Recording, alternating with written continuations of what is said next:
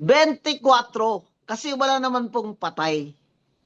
Wala naman pong patay. So dapat to elect Gatchalian, 13 din ang kailangan nila. So in my opinion, hindi valid yung pag-elect nila kay Gatchalian on two grounds. One, they lacked a quorum. Number two, they lack the majority votes to elect any officer of the Senate. Yan po ang dahilan kung bakit hindi sila nag-elect ng Senate President. In other words, right now, Alan Peter Cayetano, even on their side, is their Senate President. Alan Peter Cayetano is their Senate President, pero yung pro tempore nila is Gatchalian. That is why I said that in my opinion, Senator Gatchalian has usurped the function and the position of the pro tempore because he was not elected by a majority or 13 senators or majority of all the members of the Senate. So, dahil po dyan, si Alan Peter, Senator Cayetano, Senate President Cayetano, continues to perform his administrative duties and legislative duties as Senate President. And they are not contesting that. They're not contesting that. Because pro tempore lang si Gatchalian, pero para yon makapreside daw siya ng meeting as acting president. That's why I said there is no such animal as the acting president because in the list of officers, in the rules of the Senate, wala naman pong acting president dyan. Senate President Cayetano continues to perform his administrative duties and legislative duties as Senate President. And they are not contesting that. They're not contesting that. Because pro tempore lang si Gatchalian, pero para yon makapreside daw siya ng meeting as acting president. That's why I said there is no such animal as the acting president because in the list of officers, in the rules of the Senate, wala naman pong acting president dyan na binoboto ng majority of all the senators. Kasi ang ginawa po nila para maka-assume ng office si Senator Gatchalian, ginawa nila siyang pro tempore. Yan.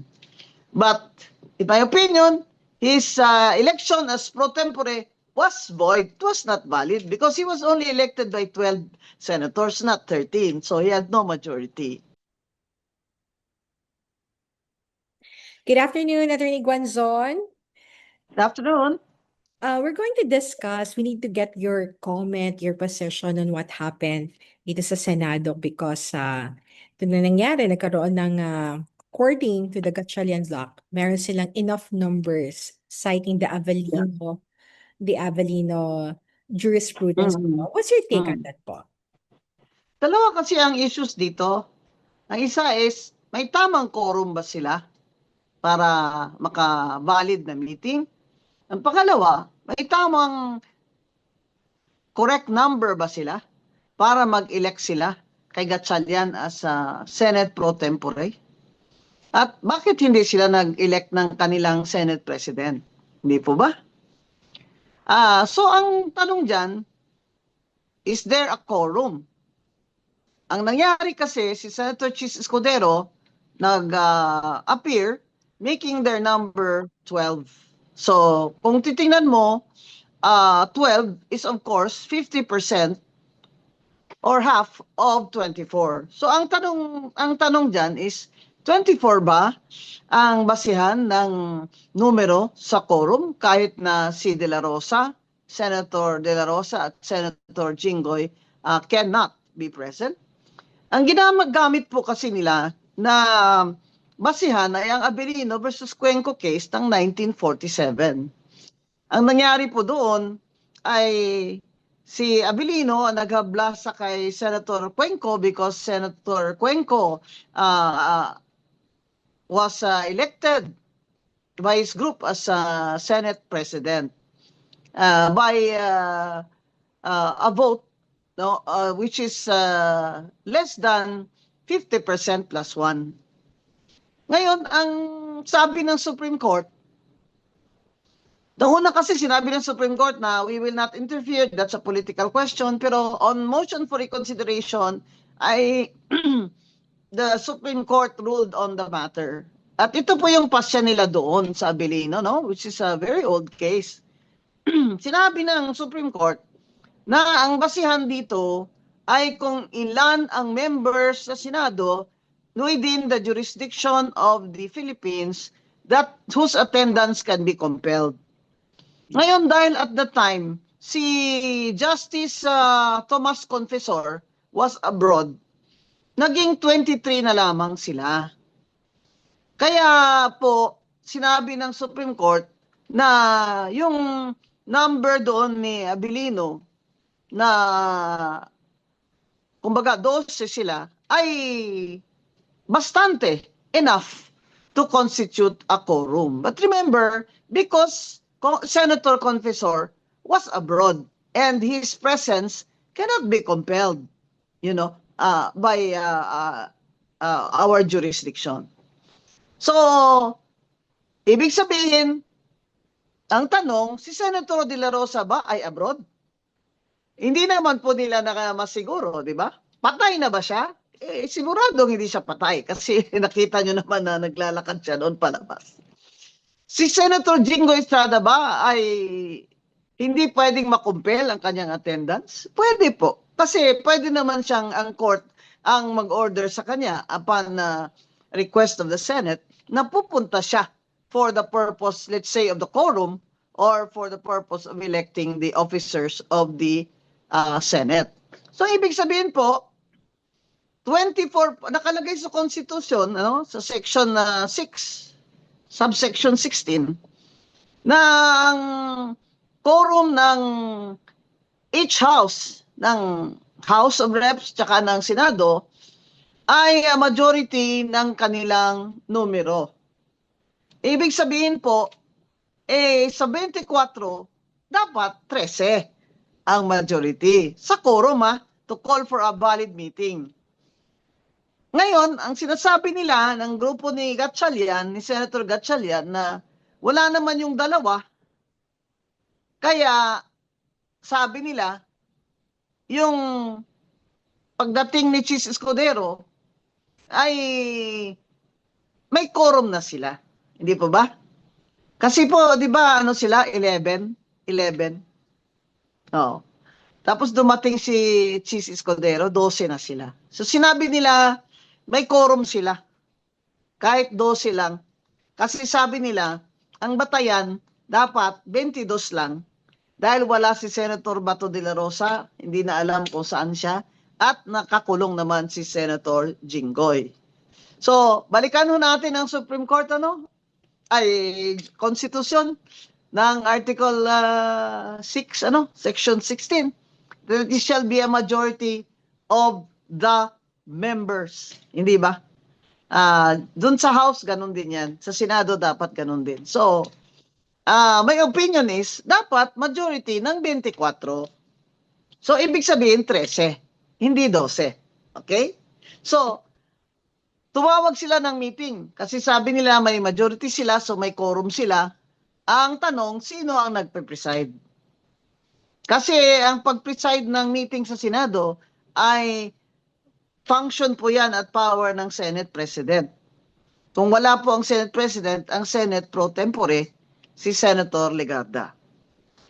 Kaya po sila, yung grupo ni Gatchalian at ni Risa Ontiveros at ni Tulfo, inelect nila si Senator Gatchalian bilang pro tempore. Pinalitan nila si Senator Loren Legarda as Senate pro tempore. Using again 12 votes, sabi nila. Kasi absent naman yung 12 sa kabila. Pero tingnan mo na naman ang rules of the Senate. Sa Section 2, ang sinasabi, to elect the officers of the Senate, the Senate President, the pro tempore, the Secretary of the Senate, the Majority Leader, dalawang Deputy Majority Leaders. Number one, you have to have a quorum. Number two, you must have a majority of all its members. Nakalagay na yung word na all its members, kagaya dun sa constitutional provision. So kung all its members, ibig sabihin, 24, kasi wala naman pong patay. Wala naman pong patay. So dapat, to elect Gatchalian, 13 din ang kailangan nila. So in my opinion, hindi valid yung pag-elect nila kay Gatchalian on two grounds. One, they lacked a quorum. Number two, they lacked the majority votes to elect any officer of the Senate. Yan po ang dahilan kung bakit hindi sila nag-elect ng Senate President. In other words, right now, Alan Peter Cayetano, even on their side, is their Senate President. Alan Peter Cayetano is their Senate President, pero yung pro tempore nila is Gatchalian.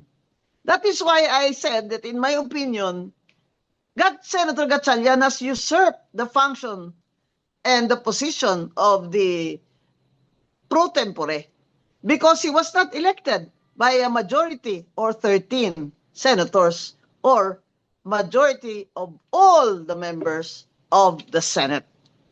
So, dahil po dyan, si Alan Peter, Senator Cayetano, Senate President Cayetano, continues to perform his administrative duties and legislative duties as Senate President. And they are not contesting that. They're not contesting that because pro tempore lang si Gatchalian, pero para yun makapreside daw siya ng meeting as acting president. That's why I said there is no such animal as the acting president because in the list of officers, in the rules of the Senate, wala naman pong acting president dyan na binoboto ng majority of all the senators. Kasi ang ginawa po nila para maka-assume ng office, si Senator Gatchalian, ginawa nila siyang pro tempore. Yan. But, in my opinion, his election as pro tempore was void. It was not valid because he was only elected by 12 senators, not 13. So, he had no majority. Now, they needed that to declare, because, well, they said they had the majority, so they declared all the positions vacant. Di ba? Kasi hindi ka naman nakakorum eh. You have to declare all positions vacant. Kailangan may quorum ka. Di ba? Kaya sabi nila sa 12, may quorum na kami. Kasi yung dalawa, wala naman eh. Hindi naman yun makakabdalo eh. Paano nyo alam na hindi sila makadalo? Eh, hindi naman sinasabi sa konstitusyon na kung hindi sila makadalo. Ang sinasabi po, all its members. Sa Senate rules po, ganun din. Sa Section 44. Its members. Hindi po ba? Kaya, ang election po din sa Rule 2 ng Senate rules ay majority of all its members. Di ba? Kasi pwede naman nilang i-request ang korte for Senator Jinggoy to be allowed to appear for the purposes of quorum. But they did not do that. Alright? So, ang dalawang issues na yan, ayon ang nagkakagulo sa isip ng mga tao. Pero titingnan yung nangyari. Sabi ni Senator Tulfo, there's no Senate Blue Ribbon meeting, hearing. Pero tinuloy ni Senator Cayetano at ni Senate President Alan Cayetano at ni Senator Marcoleta ang Blue Ribbon hearing at dumalo ang mga witnesses. Now, all of those are on record. And the Senate President Cayetano administered the oath. And therefore, their oath is valid. They cannot contest that because they are not even contesting that Alan Peter is the Senate President. So, I think the non-lawyers also ng mga senador dyan, lalo na yung mga senador na bago, ay naguguluhan din po yan sila. Kaya lang, yun na yung linya ng kanilang grupo eh. Hindi po ba? So, kahit po dumalo si Chis Escudero, his presence had no valid effect for the purpose of quorum and especially for the election of officers, especially Senator Gatchalian as pro tempore, who presided over their meeting. So therefore, my opinion is that meeting of the session of the hearing where Senator Gatchalian presided is also void. Ngayon, may nagsasabi ho, adi presume na yun na tama yung mga ginawa nila. Paano naman po tayo makapresume na tama yung mga ginawa nila? Eh, nasa Constitution po, napakaklaro. All its members. Sa rules of the Senate po, napakaklaro. All its members. O sabihin na natin, ibigay ko na sa inyo. I'll give you that for the purpose of argument. Na meron nga kayong quorum doon sa 22. O sabihin nyo na, si Bato kasi hindi naman pwedeng i-compel yan. Kasi hindi naman natin alam kung nasaan siya. O di sa 23, ano ba ang 50% plus 1 ng 23? Hindi ba 12.5? So, hindi pa rin majority ang 12 for the purpose of calling the quorum. Alright. Now, granting for the sake of argument, again, I'll give you that. Na 12 lang ang quorum, ha? Granting, ha? Assuming lang na 12 ang quorum. Sige, para mag-argue lang tayo. Kahit na po nagka-quorum sila sa 12, hindi sila maka-elect ng officers. Kasi wala po silang 13. Which, the rules of the Senate, in Section 2, clearly states that to elect, they must have the vote. To be elected, you must have the vote of a majority of all its members. In statutory construction, this is very simple. The Constitution and the rules of the Senate is in plain language. There's no need to interpret it otherwise. There is certainly you cannot apply presumption of regularity where there is a clear violation of the Constitution and the rules of the Senate. Attorney, what's your take dito sa statement ng Integrated Bar of the Philippines na they are favoring the Gatchalian block and they're saying na valid daw yung ginawa na it's the quorum na nangyari ay lawful and valid po. Ano pong masasabi niyo po doon? Are they quoting Abilino? Yes, ma'am. Well, they should read Abilino again. Because in Abilino versus Cuenco, the Supreme Court, after reading the opinion of Justice Feria, granted that Senator Tomas Confessor was abroad and therefore could not be compelled to attend. And therefore, only 23 senators. That's why they said Cuenco was, validly elected. Pero tingnan nyo naman po ang position dito. And remember, that is a 1947 case, no? So,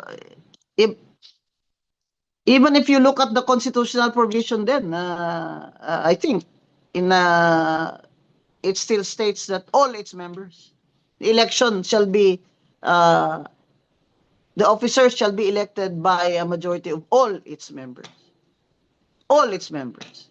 So, ang sinasabi ho natin dito, kahit na nga po may quorum sila, so, okay, kung may quorum sila, okay, granting for the sake of argument. Pero sa election, hindi po talaga valid yung ginawa nilang election kasi 13 talaga ang kailangan.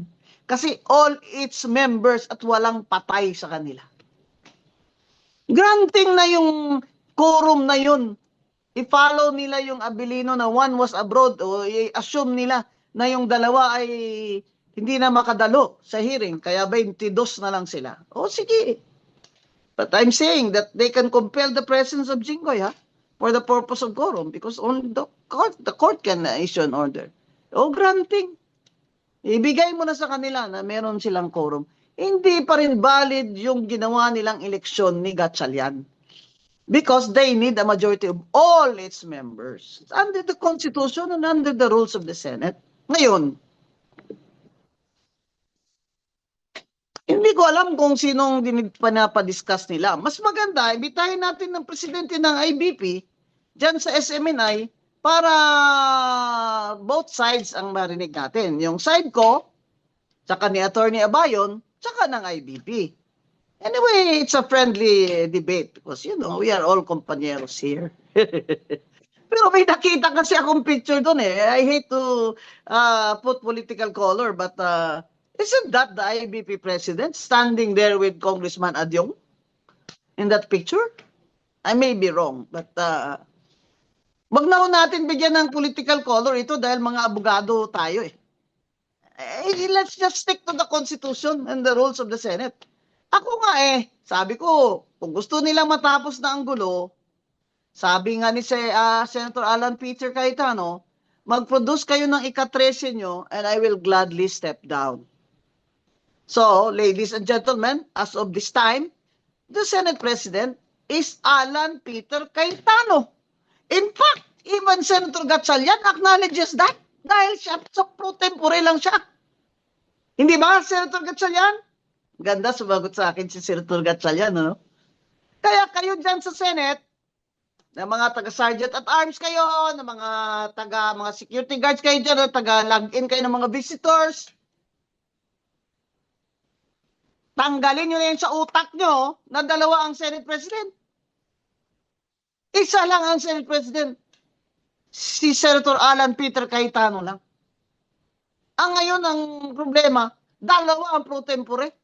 Si Gatchalian, nag-assume siya dun sa block nila. Sabi niya siya ang pro tempore. Kaya siya nag-preside. At ang pro tempore ni Senate President Cayetano, who is Senator Laurel Legarda. And Kaya sundin po ninyo administrative lahat ng mga order ni Senate President Alan Peter Cayetano because there's only one Senate President. And that is Senator Alan Peter Cayetano, who has supervision over all the employees of the Senate. Kaya yung election nila ng Sergeant at Arms, void po yun. Hindi ka nga maka-elect ng presidente. Maka-elect ka pa ng Sergeant at Arms. Kaya maganda mo, bitay na lang natin ang president ng IBP at para masaya naman kami. Ako, tsaka si Attorney Abayon, ganyan. And Attorney Gonzon, sabi, kahit ang Malacanang, sinasabi nila that ang kinikilala nila is the new majority, which is the Gatchalian bloc. And then, sino kinikilala nilang Senate President? Sinabi ba nila? Si Gatchalian ba ang Senate President? Hindi. Dahil inelect siya nila, sabi nila, inelect nila siya as pro tempore to replace Senator Laurel Legarda. Sinabi ba ng Malacanang na ang Senate President ay si Gatchalian? Kung may-recognize sila yung majority ng block ni that is, they are violating the separation of powers as a principle of democracy. Just people in Malacanang should shut up. This is a Senate controversy. BBM should not interfere in this. Yung separation of powers, recognize nyo. Ano na-recognize nyo? It's not within your power to recognize who is what. Mr. President BBM. Attorney Gonzon, Grabe. Sakali- Grabe naman ito. Grabe na itong nangyayari sa atin kasi ang Malacanang, ang ano natin political ito eh. Kaya kita mo si BBM is already interfering with the Senate controversy. Attorney, sakali lang po na igiit ng Gatchalian bloc na sila ang majority sa Senate at igiit O hindi po mo, ni bakit Senate hindi sila President. mag-elect? Ma'am Hana, ba't hindi sila mag-elect ng Senate President kung sila ang Mhm. majority? Oh, I dare Senator Gatchalian, Tulfo, and the senators there, Risa Ontiveros. I dare you. If you are the majority, go ahead and elect your Senate President. I Go think ahead.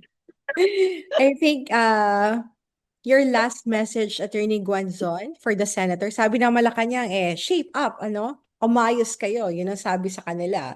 And they Ikaw, should, BBM, umayos.